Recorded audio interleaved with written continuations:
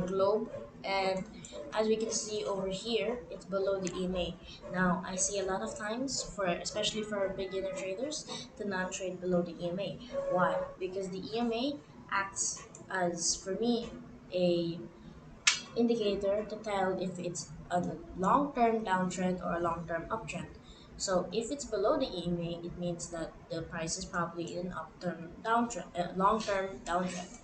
So we can see over here, uh, this, we're gonna read the chart from left to right so that way we can learn. So first we're gonna put our key levels from the highest high and the lowest low. These are key levels. Our highest highs and our lowest lows. Oops. Boom. Okay, so we can clearly see that price hit the lower low. Now this is very bad. Why? Because this means that price is at its lowest, and this could potentially make or break price. So it could either break down and absolutely crash the market here, or it could bounce back up. But let's just try to understand what happened. So first we see a huge uptrend followed by a swing low, followed by a period of consolidation. This is a upside down flag, and this continued the uptrend only to be stopped again by sellers, because the closer you get to the highest key level, the weaker your buying pressure gets. So over here, sellers took control in this um, period of consolidation and then went down. We can also see that price formed a death cross between the 50 EMA and the 200 EMA. This is a very bad sign because it means that price goes down. And if the space between these two lines is very big, the bigger the space between these two lines, the bigger the difference is in price. So as we can see here, the it created here a golden cross, and the space between here was so big that it created a huge uptrend. And over here, it looks like it's gonna create a huge downtrend, or it might not. So we're gonna keep an eye on this. Okay, what if you already have the stock and you bought it at that level, like 1.8 level? Yeah, 1,800. It's 1,785 right now.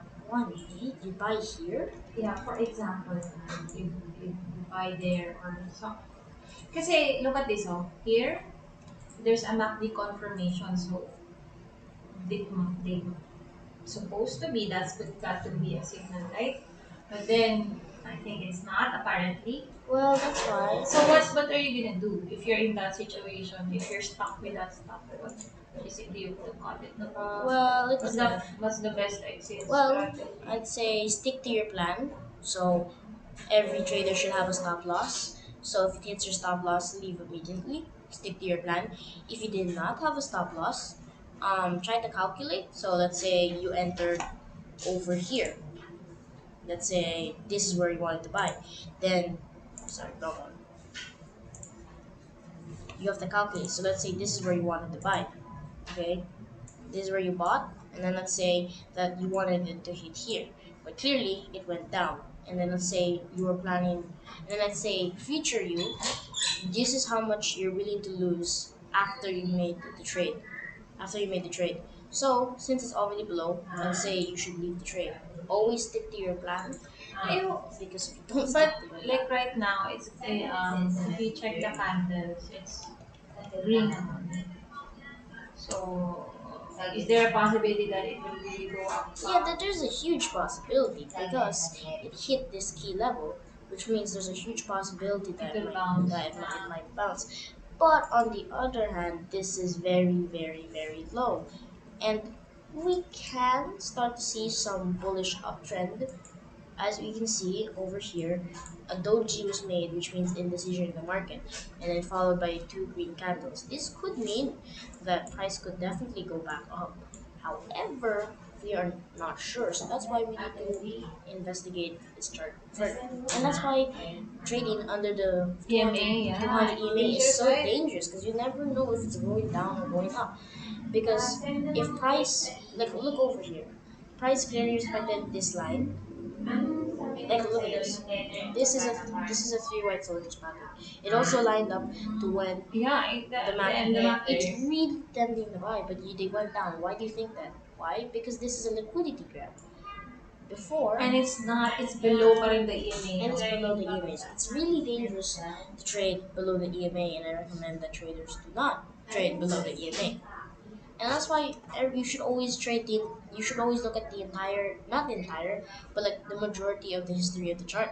Because if you did not, did you read it, you would not know that this used to be a key support level. And when price goes below the support level, it becomes a resistance. So if you didn't look If at we didn't this, hit that, didn't hit that yeah, price, right? if you didn't look at this and you only focused on this, you wouldn't realize that this was a resistance level. Okay. So later you're gonna explain your other stocks, no? Yep. Okay.